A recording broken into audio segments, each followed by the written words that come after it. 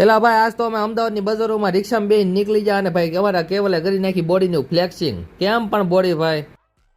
મારા વાલા બધા મિત્રોને જય હનુમાન દાદા. તો આજ તો અમે હવારમાં કરી નાખી અમારા કેવલધામ હોસ્ટેલમાંથી વ્લોગની શરૂઆત. અને ભાઈ બહાર જઈને જોયું તો અમારે બે ભાઈ બધો દેખાઈ જાય. ભાઈ 135 માટે ઉભા હતા. હવારમાં આનું મોટું જોયું એટલે અમારું સપલું તૂટી ગયું તો. અને ભાઈ પછી આવી ગયા મોચી પાસે. અને ભાઈ મોચી ભાઈ અમારું સુપર રિપેર કરવા માંડ્યા. અને ભાઈ પછી આવી ગયા આપણા ભાઈ ધ્રુવીલ નાકરાણીની ઓફિસ છે. અને ભાઈ ધ્રુવીલ નાકરાણી ભાઈ હુતા હતા ભાઈ. હામું જો ભાઈ જરાક. વાહ વાહ. અને ભાઈ ઓફિસેથી નીકળીને પાછા આવી જાય કેલોની ધામે. અને ભાઈ અમારે આવતા મોડું થઈ ગયું હતું અને જમવામાં કાંઈ નહોતું જોયું, ખાલી શીખવું હતા. પછી શીખવું ખાધા અને પછી રૂમમાં આને ધતિંગ ચાલુ કરી દીધા.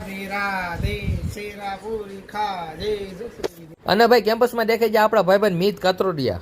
અને ભાઈ પછી આપણા ભાઈબંધને કપડા લેવાના હતા અને આપણે આવી જાય પેટ્રોલ પુરાવા. પણ પેટ્રોલ પુરાવા આવ્યું ને જોયું તો આમ જો ભાઈ કવડી મોટી લાઈન હતી. કિલોમીટર 1 કિલોમીટર લગીને લાઈન હતી. અને ભાઈ પછી અમે પેટ્રોલ તો ન પુરાવ્યું પણ અમે રિક્ષા પકડી લીધી. અને ભાઈ રિક્ષામાં બેસી નીકળી જાય ભાઈ કપડા લેવા. અને ભાઈ આપણો ભાઈબંધ ઋષભ પણ આપણે હારે હતો આજ તો.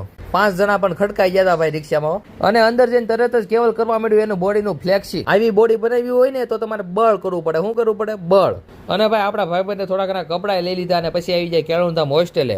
અને હોસ્ટેલે આવીને જોયું તો આ હું ભાઈ ગેસના બાટલાની શોર્ટેજ અમારે પણ આવી ગઈ હતી. અને ભાઈ બધા લાઈનમાં ઉભા રહી ગયા હતા.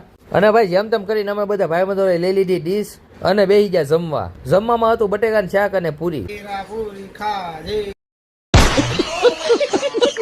અને હારો હાર હતું ભાઈ. દૂધ કાઢીને પાર્કિંગમાં આવી ગયા અને ભાઈ દેખાઈ ગયા મિતભાઈ વાવ્યા. અને ભાઈ પછી તો આવી ગયા ગોબા ગામના ગિરી બાપુ. આ છે ભાઈ અમારો ભાઈબંધ રુદ્ર. આવી ગયો અમારો ભાઈબંધ દીવલો. દીવલા તું યુપીએસસી ની તૈયારી ચાલુ કરવા મને કાંઈ કરવી નથી મારે. કાંઈ એવું કઈ નથી કરવા. તો મારા વાલા આજના મિની વ્લોગ નો એન્ડ આપણે અહીંયા જ કરવી છે. હારું ઓલો આવજો. જય હનુમાન દાદા અને લાઈક ફોલો અને શેર કરતા જજો.